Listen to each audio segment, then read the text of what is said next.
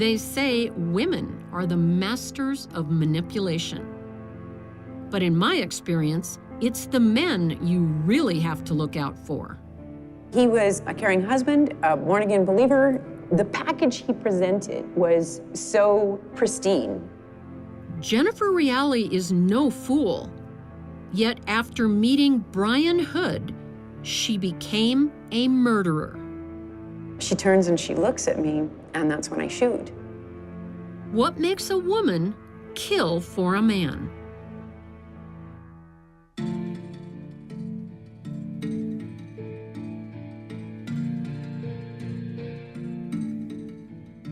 I'm Candice DeLong, retired FBI agent and former psychiatric nurse, and host of Facing Evil on Investigation Discovery. I've seen bad things and met bad people. My job means I've sat across the table from killers more times than I care to remember and looked them in the eye. Do I see evil? Sometimes. More often, I see people. People who make the worst possible choice. Is Jennifer Reali evil? You decide.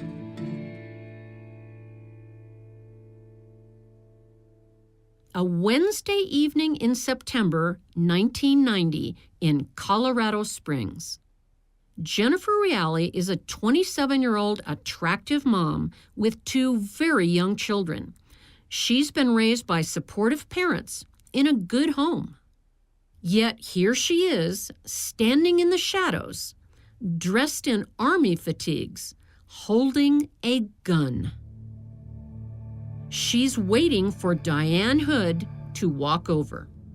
And when she does, Jennifer shoots her once in the shoulder, kneels down to her level, and shoots her again. Stone cold dead. Later, Jennifer tells police something incredible. She thought she was doing the right thing. In my previous lines of work, in the FBI and as a nurse dealing with the mentally ill, I've heard many excuses and justifications for bad behavior. But Jennifer's story is one of the most intriguing. Not the least because at first glance, she seems so normal, like someone you might want to spend time with. Jennifer was in her late 40s when I interviewed her and had spent 20 years in prison. She had kept her good looks. I can imagine she was quite the catch back in 1990 when her life had so much promise, before it went so horribly wrong. I'm wondering, how did you end up here? How did this become your life? Let's go way back. You know, that's been the puzzle. What were the dynamics of my life that caused me to be susceptible to that? What kind of guys were you attracted to? Oh, bad boys. The bad boys. Bad boys. Jennifer falls in love with a soldier, Ben Reali. He brings excitement into her life. Ben is the one you chose to marry. Yeah. How old were you? I was 22. I had a great career ahead of me. I had all these great things going on, And what career did you I have was ahead of going you? into architecture. I was following my father's footsteps. And then he was like, well, let's get married. And I'm like, well, I want to finish school. He says, it's now or never. Today, many 21-year-olds would not be thinking about marriage. Nowadays, people settle down later in life. That was clearly on Jennifer's mind too, but nevertheless, she says yes to Ben and gives up on her own career. She wouldn't be the first young woman to be swept up in the romance of marriage. And for some women, it can be a validation to her peers and to herself. It could also mean that Jennifer puts her man's happiness ahead of her own. Back then, I felt like I could not exist without someone. I had to have somebody. I would have someone to love, I would have someone to please, I would have someone to chase, and I'd have someone chasing me, and all of that would make me feel more alive. How did things go with Ben once you were married? They were great before we were married, and once we got married, they were okay. They weren't fabulous. It wasn't what I'd hoped. He became very caustic, he became very controlling, and what I wore was his desire, not mine. What I looked like, how I spoke. I couldn't have the house clean enough. Physically, I weighed maybe 120, a little less, and he thought I was fat. Some women would tell their man just where to get off if this happened to them. But not Jennifer. She wants only to please, and that drives her behavior. We all want to be accepted, and when someone is being critical, we often blame ourselves, not the critic. This lack of self-confidence leads to more insecurity, and that erodes confidence even more. It's a downward spiral. Despite being a good mom and raising 2 children, I think Jennifer descended into a vulnerable state. Then along comes her white knight. The first time I met Brian was in the jacuzzi. He uncurled his huge body and shook my hand and said, "Hi, my name is Brian Hood." And I said, "Hi, I'm Jennifer Reali." And he's like, "What do you do for a living?" And I, very chagrined, in a sense, said, "Well, I'm a housewife and a mother." And I wasn't real proud of that because I had aspirations to be something else. And he very quickly said, "Oh, that's one of the best professions in the world. I think that's admirable. You should think well of yourself." Brian is married with 3 children. He says he loves his wife, but she has a severe illness, lupus.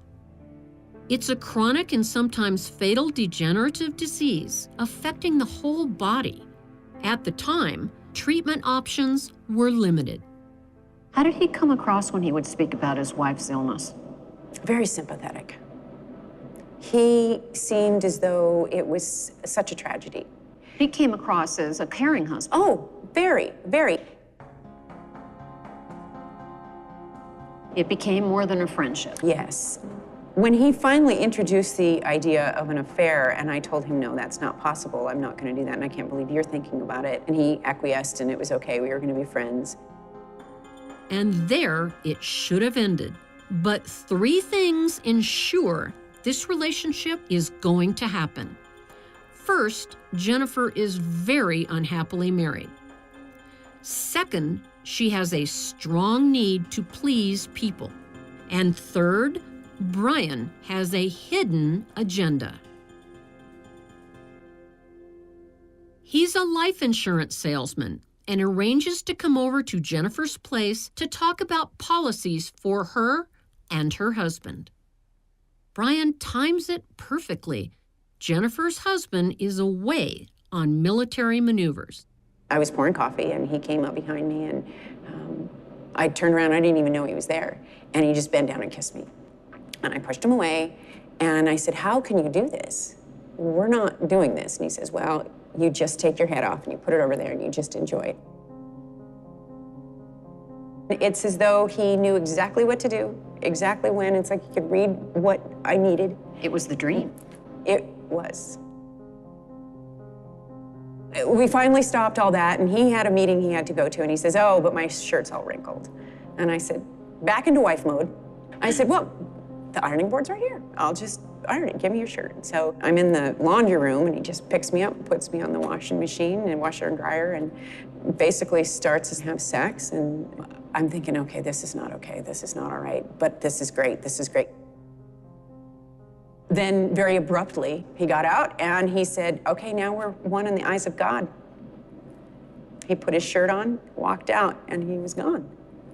And I'm still sitting there on the washer and dryer. When a man walks straight away after sex, it usually gives a girl pause. But not Jennifer. She simply sees someone who wants her for who she is, just the way she is. I felt beautiful, I felt affirmed, I felt loved, I didn't feel like I was being used, I didn't feel like trash. So that was how the affair began. During their secret rendezvous, Brian starts opening up more about his wife and her illness. It's the classic move of a psychopath. They know where the buttons are and when to push them. Brian would have already identified Jennifer's weakness, a willingness to please, and he headed straight for his target. First, he started talking about how miserable he was and that, the disease was potentially deadly and that he wished she'd just die and that it was getting worse and worse. And he started talking about how he wanted to kill her. What did you think of this? I thought he was really distraught. I mean, I felt his pain and I wanted him just to be able to vent. I figured if he vented, then it was going to be okay. I said, why don't you just divorce her? And he says, well, I can't. Because if I divorce her, then I will perpetually live in sin for the rest of my life because you'll be in adultery.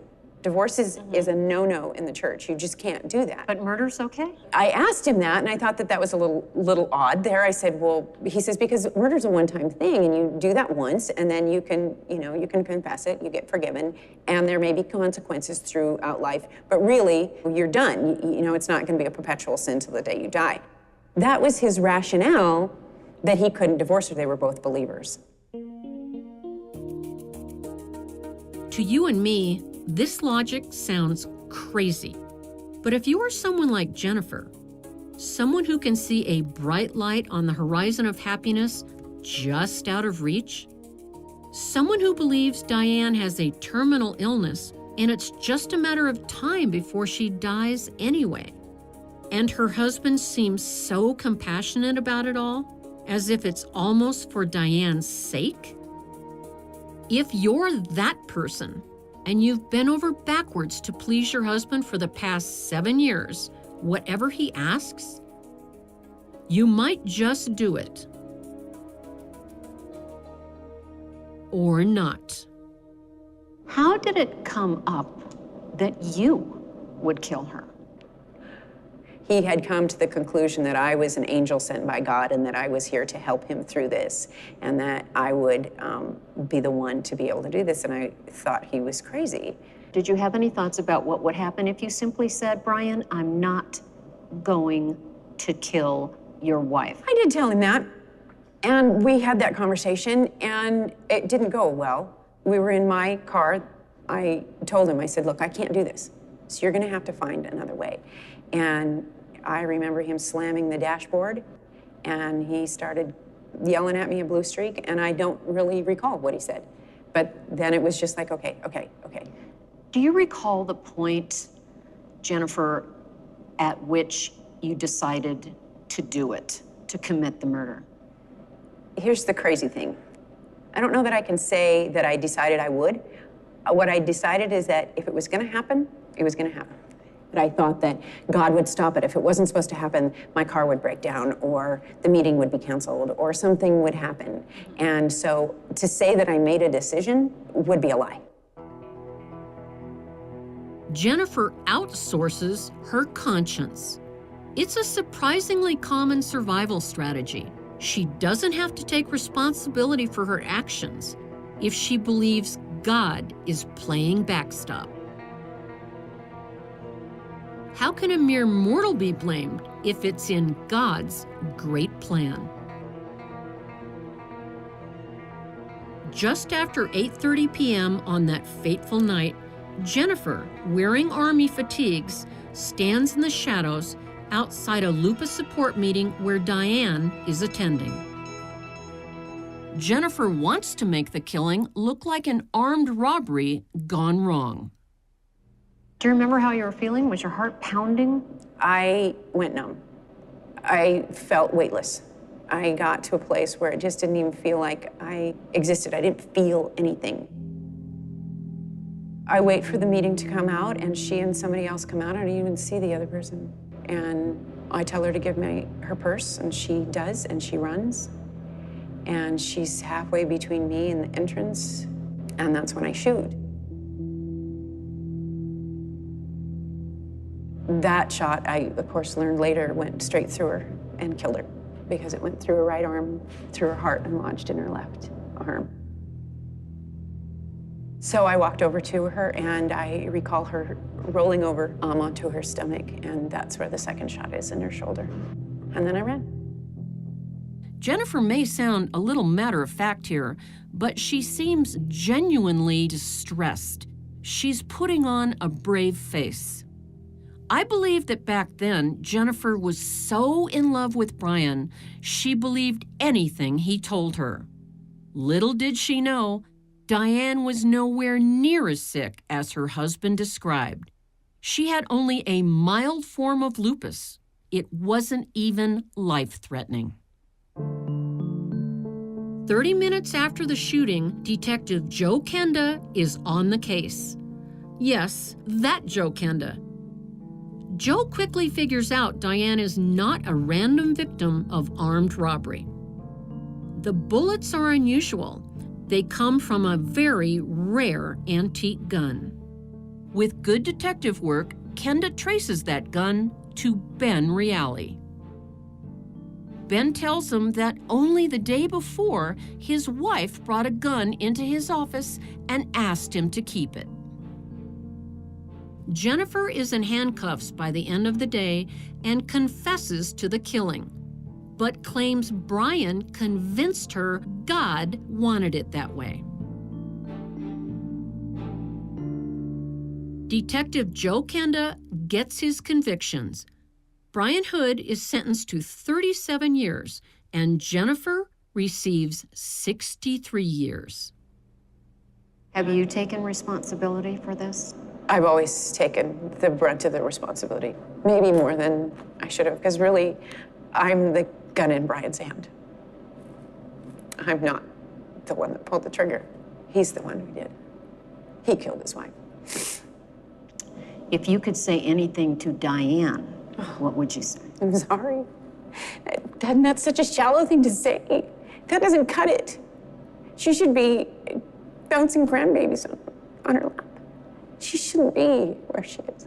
I'd trade places with her if I could, because she's the one who needs to be living. This tragedy might be easier to understand if Jennifer simply killed out of jealousy. That's the most common motivator for one woman to kill another. It might be easier to say Jennifer simply fell under the spell of a psychopath and was brainwashed into murder. But that's not the whole story either.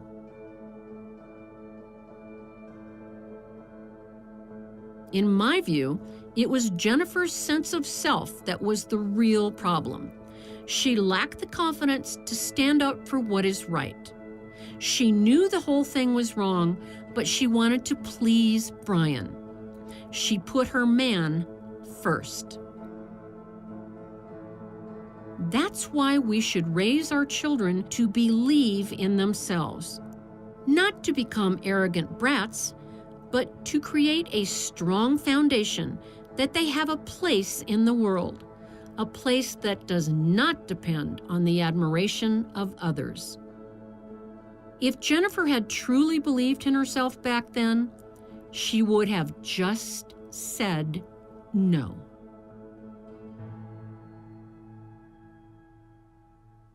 If you were out of prison, would society be safe from you? Oh, yes. I'm no longer a threat because who I was when I came here is not the person I am today. If I had known how to have loving relationships and had believed in myself, Brian Hood couldn't have touched me. Neither could have Ben Reali. Neither of those men could have touched me. I would have been an architect, somewhere having a successful life, somewhere with probably a great husband and kids that are in college, you know? So I see where I could have gone, but I know that now my desire is to give back to the society that I took from. There are women all over that are in similar positions.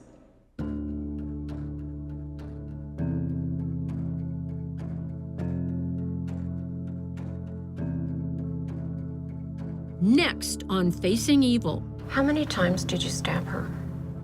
About 39. The most honest interview I've ever had with a killer. There's nothing to blame. There's no drugs. There's no alcohol. There's nothing to blame for it but me. Your temper. My temper, my ego. That's next on Facing Evil. For Beyond Productions, the producers are Sue McGregor and Jeff Fitzpatrick. For Investigation Discovery, the producers are Pamela Deutsch and Sarah Kozak. Kevin Bennett is the general manager, and Henry Schleif is the network president. I'm Candice DeLong. Get more Deadly Women online.